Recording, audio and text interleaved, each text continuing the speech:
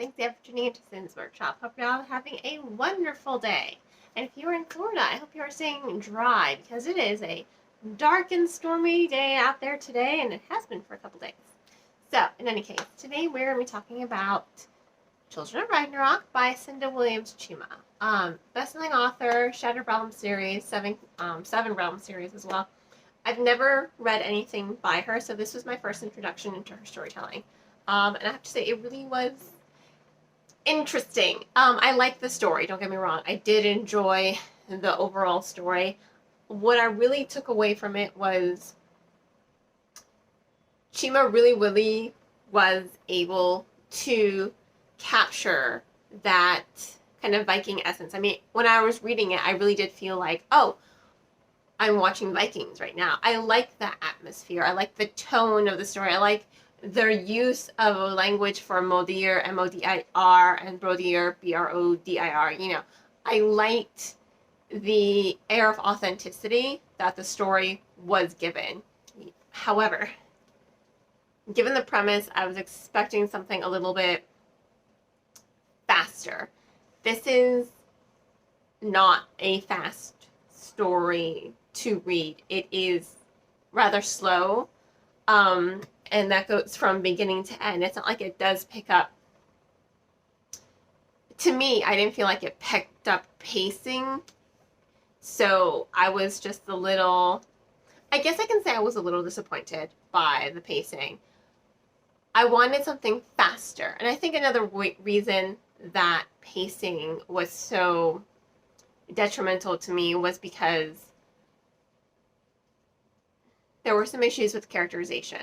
I've read slow stories before, you know, Purity of the Orange Tree. That's not a particularly fast-paced story, but I enjoyed it because it had really good, strong characterizations and characters I was invested with. This is a dual POV story. It follows Regan and Eirik.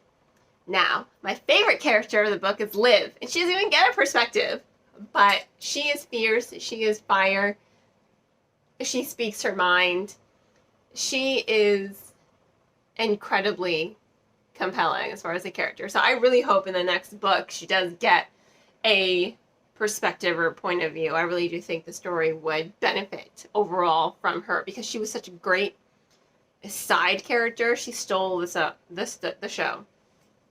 Eirik is her half-brother. I'm sorry, he was like wood to me. He does have a really good sense of loyalty and honor, but he really did just lack personality. He just seemed very dense. So I really wanted more, and I really don't feel like he went through a really extensive characterization journey, you know. There was no character growth for him, in my opinion, and I really wanted more from him, especially if I'm going to be in your perspective. I want more from you as a character to grow, and I don't think he grew very much. He was very dense, and that was a part of the reason why that pacing was so detrimental to me, because there was nothing really gravitating about him as a character. To me, it would really make me invested in just like, oh my god, like, come on, just keep going, like, come on, move on. It was just, he was just boring to me, unfortunately. The other perspective we do get is Regan. Now, she, in the beginning, is very fierce. She is very open-minded, not open-minded, like strong-willed and strong-minded. I really did enjoy her as a character in the beginning. However, you know, as the story progresses, once she gets to the Grove, and the Grove is kind of like this mythical island that is separated from the archipelago where everyone goes who has, you know, magical gifts of some sort. Once she goes there, it's like she becomes a completely different person. I understand why, don't get me wrong. You know, she really, part of her caveat of being able to stay on the Grove is, well, you have to contribute to society. You have to use your magic, and you have to talk to the dead and contribute in that way. So she has to use her magic and contribute in order for her to stay. So she's like so determined to please and please and please. She's like, I cannot go back to the archipelago. I cannot go back to being a slave. I cannot. You understand where she's coming from as far as the character goes. But it's like that fire that she had in the beginning of the book is gone, you know? That's why I'm saying she's like a completely different character. She doesn't feel like the same character, even though she is going on this kind of journey herself. You know, she's at the Grove. She's, mind you, there is a fair amount of brainwashing on the Grove. So you can kind of excuse it, but I mean, even though you can kind of excuse it, it just didn't feel fit. It didn't fit with her character the way she was established, if you know what I mean. It's like she was, you know, devolving as a character, and I didn't like that considering how much she shined in the beginning of the book. Granted, by the end of the book, you're just like, okay, you know, there's the Regan I was introduced to.